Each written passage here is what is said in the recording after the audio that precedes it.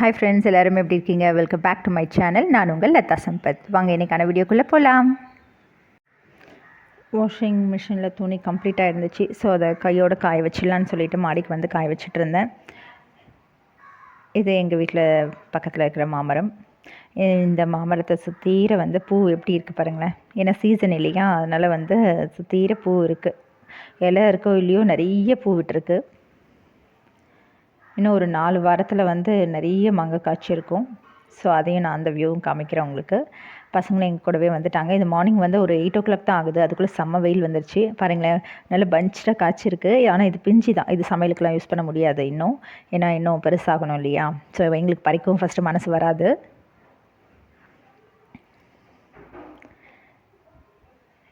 இதை பார்க்குறதுக்கே ரொம்ப அழகாக இருக்குது. அது மனசுக்கு நிம்மதியாக ஒரு நேச்சுரலாக ஒரு மாமரம், அதுவும் நம்ம வீட்டு பக்கத்துலேயே இருக்குது. அது பார்க்குறதுக்கே வந்து ரொம்ப திருப்தியாக இருக்கும். மோஸ்ட்லி வந்து ஈவினிங்கில் வந்து நாங்கள் இங்கே தான் டைம் ஸ்பெண்ட் பண்ணுவோம். ஒரு 4:30 to 5:30 கண்டிப்பாக இங்கே தான் இருப்போம். அதுவும் வீக்கெண்ட் சொல்லவே தேவையில்ல, இங்கே தான் இருப்போம். எவ்வளோ அழகாக பூ பூத்துருக்கு பாருங்களேன். ஓவரால் வியூ இது. இங்கே பசங்களாம் விளையாடிட்டுருக்காங்க.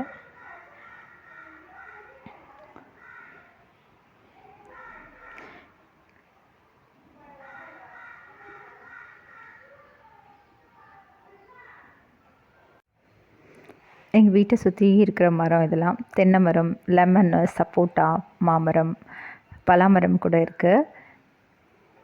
இங்கே இருக்கிறதுக்கு வந்து நான் ரொம்பவே காட் கிஃப்டடாக ஃபீல் பண்ணுவேன். ரொம்ப சுத்தீர வந்து செடி கொடி மரம் அப்படின்னு இருக்கும். ஸோ யாருக்கு தான் பிடிக்காத ஒரு நேச்சுரல்ஸ் அட்மாஸ்பியரில் வந்து இருக்கிறது. பூஜைக்கு டைம் ஆகிடுச்சு. காலையில் ஃப்ரெஷ் ஆகிட்டு பூஜை பண்ண ஸ்டார்ட் பண்ணிட்டேன்.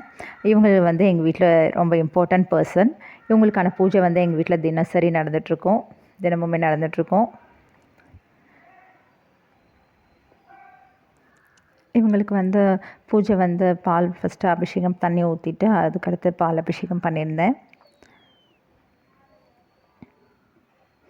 அதுக்கப்புறம் சந்தனம், மஞ்சள், பூவு அதெல்லாம் போட்டு அபிஷேகம் கோவிலெல்லாம் பண்ணுவாங்க இல்லையா, ஒரு வரைமுறை வச்சுருப்பாங்க. இதுக்கு அடுத்து அது அப்படின்லாம் இல்லை. நம்ம வந்து முழு மனசோட நல்ல மனசோட எப்படி பண்ணாலும் வந்து he will be very satisfy.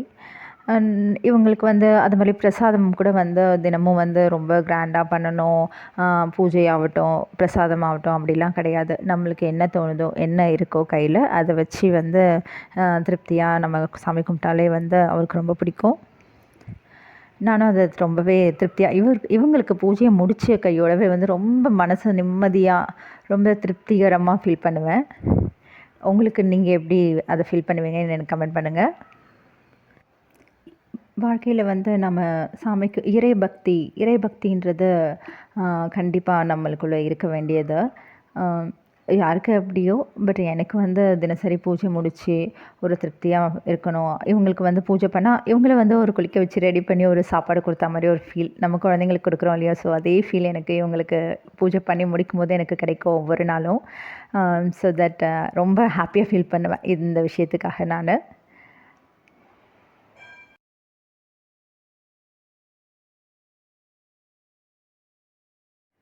நீங்கள் உங்கள் வீட்டில் எப்படி பூஜை பண்ணுவீங்க அப்படின்றத எனக்கு கமெண்ட் செக்ஷனில் கமெண்ட் பண்ணுங்கள். மோஸ்ட்லி வந்து சாமி பூஜை ரூம் அப்படிலாம் காமிக்கக்கூடாது அப்படின்னு சொல்லுவாங்க.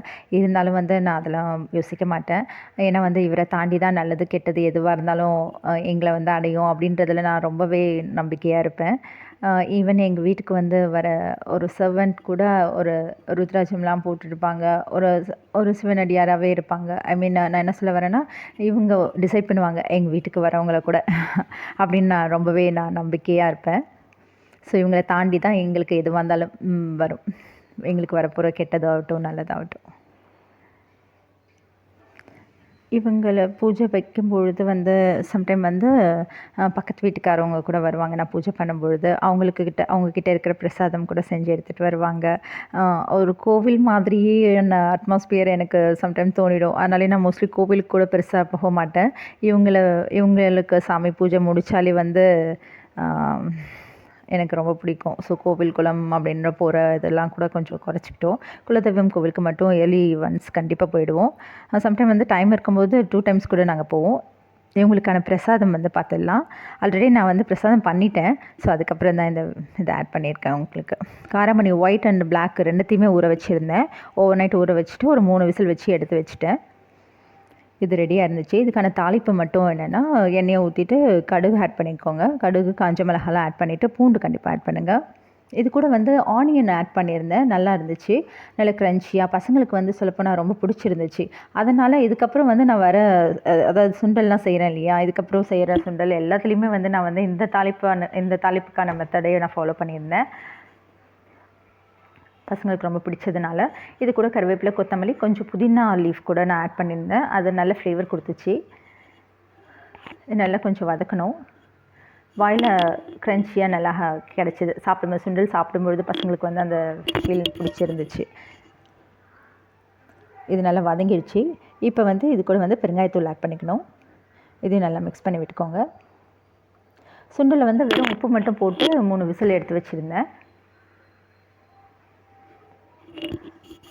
ஸோ காரத்துக்கு வந்து அந்த காஞ்ச மிளகாய் தான். ஆனால் இது கூட வந்து காரத்தூள் இருக்கு இல்லையா, தனி மிளகாத்தூள் ஒரு 1/4 ஸ்பூன் ஆட் பண்ணியிருந்தேன். ஆட் பண்ணிவிட்டு ஒரு 2 நிமிஷம், 2 நிமிஷம் கிடையாது, ஒரு கொஞ்சம் சாட் பண்ணுங்களேன். அந்த பச்சை வாசனை ராஸ்மெல் போகிற வரைக்கும் போகிற வரைக்கும் நல்லா வதக்கிட்டு இந்த சுண்டலில் கொட்டி கலரி மிக்ஸ் பண்ணி விடுங்க. இதே மெத்தடில் நீங்கள் தாளித்து நீங்கள் வீட்டில் ட்ரை பண்ணி பாருங்கள்.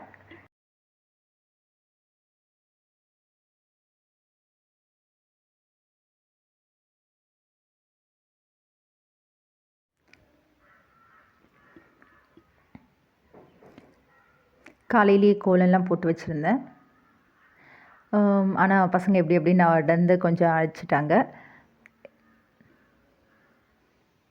இது எங்கள் வீட்டு என்ட்ரன்ஸு. பூஜை முடிஞ்ச கையோடு இதை நான் ஷூட் பண்ணேன். சக்கரை பொங்கல் வந்து அவுட்புட் ரொம்பவே சூப்பராக வந்துச்சு. பட் நான் வந்து அதை ஷூட் பண்ணலை. இந்த பூஜை ரூம் டிசைன் வந்து என் ஹஸ்பண்ட் தான் வந்து போட்டு கொடுத்தாங்க. கார்பெண்டர் வந்து பண்ணி கொடுத்துருந்தாங்க. இந்த சப்போட்டா வந்து எங்கள் வீட்டு மரத்தில் காய்ச்சது தான்.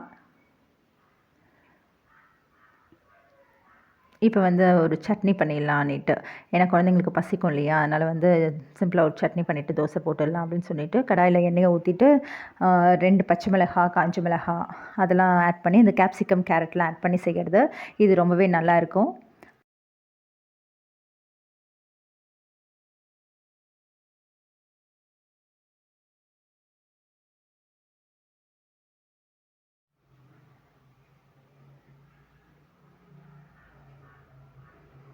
இந்த சட்னி ரொம்ப சூப்பராக இருக்கும். குழந்தைங்களுக்கு ரொம்பவே பிடிக்கும். Capsicum carrot chutney. எண்ணெய் காஞ்சதும் 2 காஞ்ச மிளகாய் ஆட் பண்ணிக்கிட்டு 2 பச்சை மிளகாய், ஒரு 4 பீஸ் இஞ்சி துண்டு,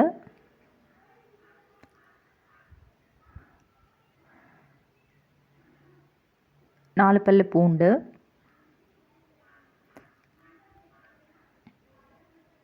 இதை மட்டும் தனியாக வந்து இது 4த்தையும் வந்து நல்லா வதக்கிக்கோங்க. மோஸ்ட்லி பச்சை மிளகாய் போடும்பொழுது உடச்சி போடுங்க. நான் போடலை, ஏன்னா வெடிக்காமலே அது இருக்கும், அதுக்காக.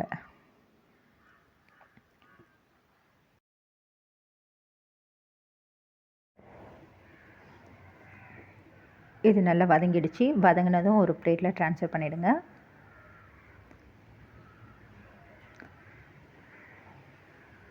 பச்சை மிளகாய் வேறு வெடிக்க ஆரம்பிச்சிச்சு. என் பொண்ணு தான் ஷூட் பண்ணியிருந்தாங்க. அவங்க வேறு பயந்துட்டாங்க, பயந்து ஓட ஆரம்பிச்சிட்டாங்க. அந்த எண்ணெயிலே வந்து கட் பண்ணி வச்ச வெங்காயத்தை போட்டு நல்லா வதக்குங்க. வெங்காயம் நல்லா வதங்கணும். ஸோ அதுக்கப்புறம் தான் அடுத்தடுத்த வெஜிடபிள்ஸ்லாம் நம்ம போட போகிறோம். வெங்காயத்தை வந்து நம்ம சட்னி அரைக்க போகிறோன்றதுனால ரஃபாக கூட கட் பண்ணி எடுத்து வச்சுக்கலாம். ரொம்ப நைஸாக கட் பண்ணணும்னு அவசியம் இல்லை. இது கூட உப்பு ஆட் பண்ணி போட்டிங்கன்னா நல்லா வதங்கும். உப்பு ஆட் பண்ணிங்கன்னா நல்லா வதங்கும். இது எல்லாருக்குமே தெரியும். ஸோ இருந்தாலும் ஒரு பிக்னஸ் பார்த்தாங்கன்னா அவங்களுக்கு யூஸ்ஃபுல்லாக இருக்கும்ல. ஸோ அதுக்காக நான் சொல்கிறேன். வெங்காயம் நல்லா வதங்கினதுக்கப்புறம் அடுத்தடுத்து கேரட், கேப்சிகம் அதெல்லாம் ஆட் பண்ணணும். மோஸ்ட்லி வெங்காயம் தான் வந்து ஃபுல்லாக வதங்கணும். இந்த கேப்சிகம், கேரட்லாம் வந்து ஒரு 70% குக் ஆனால் போதும். இந்த கடாயை பற்றி சொல்லணும். இந்த கடாய் வந்து கிட்டத்தட்ட 45 இயர்ஸாக இருக்குது. எங்கள் அம்மா கிட்டே இருந்துச்சு. ஸோ எனக்கு பிடிச்சதுனால நான் அதை எடுத்துகிட்டு வந்துட்டேன். இப்போ கேப்சிகம் போட்டுட்டு கூடவே கேரட்டையும் ஆட் பண்ணிவிட்டு நல்லா வதக்கி விடுங்க.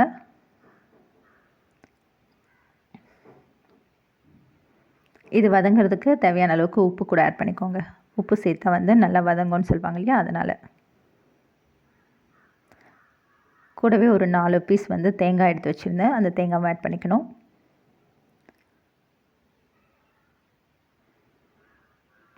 இதே மெத்தடில் இந்த கேரட் கேப்சிகம் சட்னி ட்ரை பண்ணி பாருங்கள். உங்களுக்கு ரொம்பவே பிடிக்கும். ட்ரை பண்ணி பார்த்துட்டு எனக்கு கமெண்ட் பண்ணுங்கள் எப்படி இருந்துச்சுன்னு சொல்லிவிட்டு.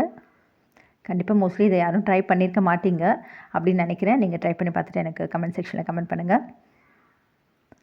இப்போ உப்பு தேவையான அளவுக்கு போட்டுக்கிட்டு நல்லா மிக்ஸ் பண்ணி விட்டுட்டு நல்லா வதங்கினதும் ஆற வச்சு அரைக்கணும். நல்லா வதக்கி விடுங்க. ஓரளவுக்கு நல்லா வதங்கிடுச்சு.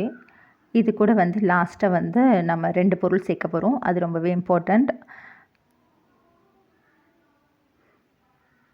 இதுதான் வந்து இந்த சட்னிக்கு டேஸ்ட் கொடுக்கும். இது கூட வந்து 1 ஸ்பூன் பொட்டுக்கடலை, 1 ஸ்பூன் வேர்க்கடலை ஆட் பண்ணிக்கோங்க.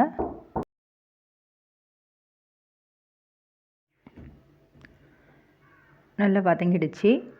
ஸோ இதை முன்னாடியே வதக்கி எடுத்து வச்சுருந்தோம் இல்லையா, பச்சை மிளகாய், காஞ்ச மிளகாய், பூண்டு, இஞ்சிலாம் அதையும் கொட்டி நல்லா ஆற வச்சு ஒரு மிக்ஸி ஜாருக்கு ட்ரான்ஸ்ஃபர் பண்ணிவிடுங்க.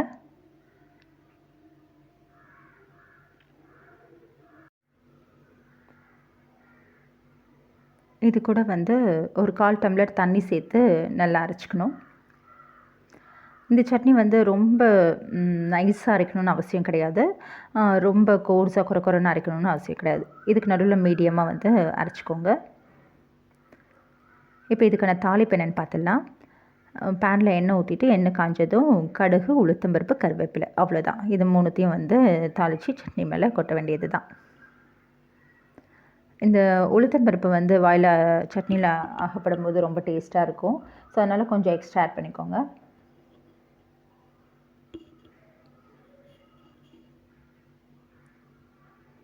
சட்னி நல்லா கலர்ஃபுல்லாக வந்திருக்கு. ரொம்பவும் நல்லா இருந்துச்சு டேஸ்ட்டும்.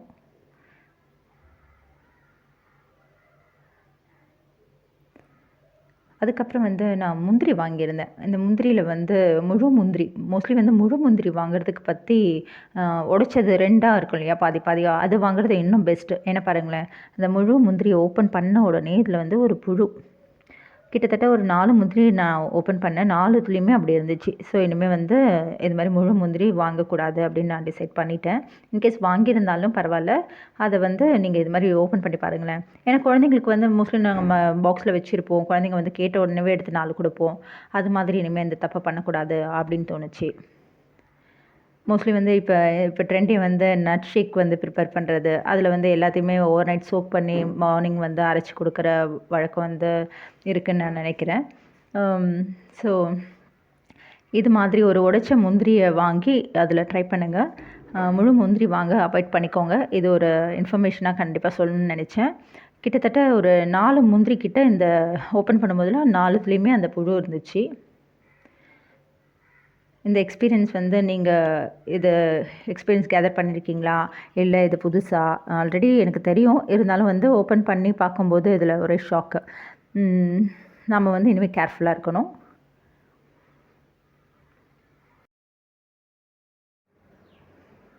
அப்புறம் தினமும் வந்து நம்ம ஸ்டவ்வு, ஹாப்லாம் வந்து க்ளீன் பண்ணுவோம் இல்லையா, அதே மாதிரி வந்து அவன் யூசேஜ் இருக்கிறவங்க வேலை முடிஞ்சதுக்கப்புறம் ஒரு ஆஃப் லெமன் கட் பண்ணிவிட்டு ஒரு நார்மல் குவிக் மோடில் வச்சு விட்டுடுங்க. இதனுடைய எக்ஸ்ட்ராக்ஷன் வந்து குவிக் மோடில் ஒரு 30 செகண்ட்ஸ் போதும். 30 செகண்ட்ஸ் வச்சுட்டு உடனே அது வந்து அதனுடைய ஜூஸ் எக்ஸ்ட்ராக்ட் பண்ணும். அந்த ஹீட்டில் வந்து வெளியில் வரும். ஸோ அதில் வந்து அந்த ஆவி படிஞ்சிருக்கும் இல்லையா, ஸோ அதுவே வந்து அவனை வந்து க்ளீன் பண்ணுற ஒரு ஈஸி மெத்தடு. இந்த மெத்தட் வந்து ரொம்ப யூஸ்ஃபுல்லாக இருக்கும். மோஸ்ட்லி வந்து வெஜிடேரியன் நாங்கள். நான்வெஜ் பண்ணுறவங்களுக்கு வந்து அந்த கிரில் சிக்கன்லாம் பண்ணுவாங்க இல்லையா, அது அந்த ஆர்டர் வந்து இந்த ஸ்மெல், நான்வெஜ் ஸ்மெல் வந்து இருந்துகிட்டே இருக்கும். ஸோ இந்த மெத்தட் நீங்கள் ட்ரை பண்ணி பாருங்கள், கண்டிப்பாக வந்து ஸ்மெல் போயிடும். க்ளீன் பண்ணுறதுக்கு ஒரு டிஷ்யூ போதும். டிஷ்யூ வச்சு ஒரு வைப் பண்ணிட்டாலே போதும், க்ளீன் ஆகிடும். அந்த ஸ்மெல்லும் வந்து இருக்காது. இந்த மெத்தட் கண்டிப்பாக ட்ரை பண்ணி பாருங்கள், உங்களுக்கு பிடிச்சிருக்கும் நான் நம்புகிறேன். ஆக்சுவலாக இதை இப்படி செய்கிறதுனால வந்து மெயின்டெனன்ஸ் ஈஸியாக இருக்கும். தினமுமே ஒரு ஆஃப் லெமன் வச்சு இந்த அவன் யூசேஜ் முடிஞ்சதுக்கப்புறம் நம்ம ட்ரை பண்ணும்பொழுது இதனுடைய யூசேஜ் வந்து மெயின்டெனன்ஸ் வந்து நம்மளுக்கு ரொம்ப ஈஸியாக இருக்கும். எல்லா வேலையும் முடிஞ்சிச்சு. ஸோ பாத்திரம் இருந்த பாத்திரத்தையும் வாஷ் பண்ணி வச்சாச்சு. பாத்திரம் வாஷ் பண்ணிட்டாலே ஒரு பெரிய வேலை முடிஞ்ச மாதிரி ஃபீல் பண்ணுவோம். ஸோ எல்லா வேலையும் கம்ப்ளீட் ஆகிட்டு ஃபைனலாக வந்து இதுக்கப்புறம் வந்து ஒரு வைப்ஸ் பற்றி நான் கண்டிப்பாக சொல்லி ஆகணும். மோஸ்ட்லி வந்து வைப்ஸ் வந்து பர் பீஸே வந்து 80 rupees இப்போ எனக்கு தெரிஞ்சு சில பிராண்டட். இந்த பிராண்ட் வந்து 3 பீஸ் கொடுக்குறாங்க. 100 rupeesல தான் நம்மளுக்கு கொடுக்குறாங்க.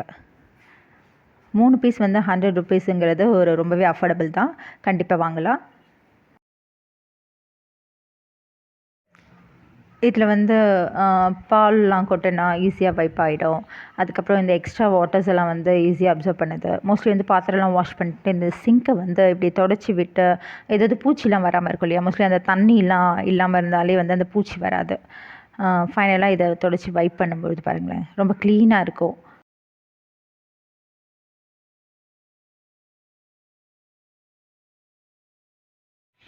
இதோட இந்த விலாக் முடியுது. Please keep supporting me. உணவுக்கு முக்கியத்துவம் கொடுங்க. வாழ்க்கையை ஆரோக்கியமாக கொண்டு போங்க. மீண்டும் அடுத்த வீடியோவில் சந்திக்கலாம். பாய்.